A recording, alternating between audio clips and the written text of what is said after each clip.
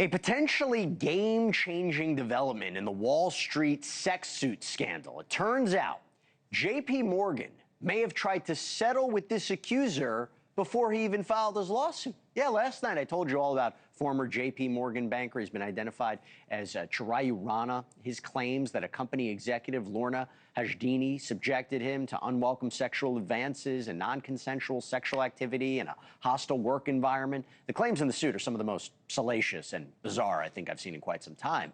I mean, he claims she drugged him, invited one of his friends to join them in a threesome, made repeated racist comments to him. Now, Hajdini has denied all of the claims. JPMorgan says it found nothing after conducting its own, what they call, thorough internal investigation. But we are learning now that JPMorgan allegedly offered Rana a $1 million settlement before that suit was filed. According to sources who spoke to the New York Post, last summer, Rana demanded a settlement worth more than $20 million. JPMorgan reportedly offered him $1 million, and then Rana and his attorney countersued with $11.75 million. That offer was seemingly rejected, which led to the lawsuit being filed last month. But in fact, according to People, a JPMorgan spokesperson, said, "We did try to reach an agreement." Why? If nobody did anything.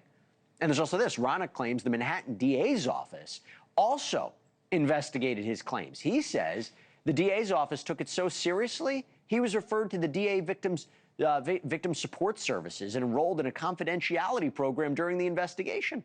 A source confirmed that to the New York Post. Says the criminal investigation was eventually closed when investigators found no evidence of criminal wrongdoing. Does that still mean nothing happened? The big question now is, if Hajdini says nothing happened and JPMorgan's investigation didn't find anything and the DA didn't file charges, why did the bank seemingly offer this settlement? Does this change everything? I mean, it's peanuts for JPMorgan, but I don't know. For this, I want to talk about it a little bit more. I want to bring on Neama Rahmani, former prosecutor, the president of West Coast Trial Lawyers. Told you I'd have you on the show. Neama, great to have you. I'm confused.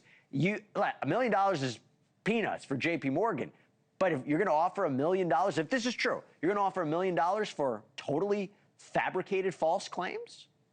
Not at all, Jesse. So glad to be on the show. And there's nuisance value. It's usually around $50,000, no more than $100,000. You don't drop $1 million in a pre-lawsuit mediation unless there's something there. And obviously, look, this case has everything, and there's folks all over social media and the internet. They've taken one side or the other. But I believe that mediation offer means that there's something here. Maybe not the sex.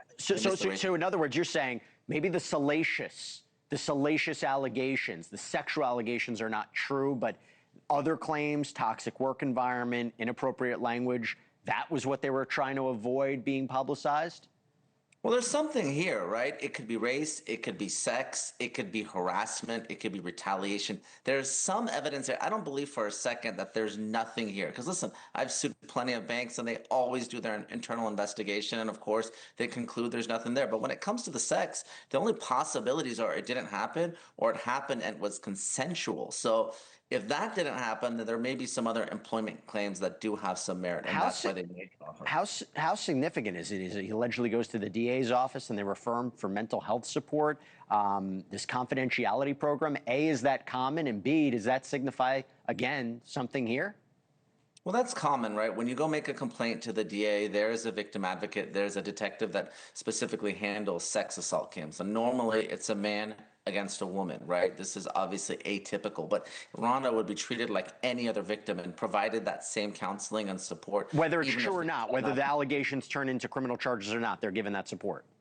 That's absolutely true. Because look, even if the DA doesn't prosecute, which they don't prosecute many of these cases, that doesn't mean that it didn't happen. Obviously, we know as former prosecutors, proving a case like this beyond a reasonable doubt, things that happen behind closed doors, not easy to do unanimously. To get 12 you tell me, what does that mean if this didn't advance into criminal charges? Obviously, it's different from a civil lawsuit.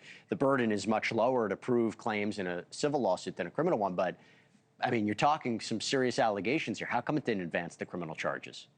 Well, the reality is, again, it's a woman against a man. It seems like it's more sexual harassment. Again, men can be raped. I'm not saying they can't be. But look, if you're the DA and they're risk averse, they don't like taking these cases, right?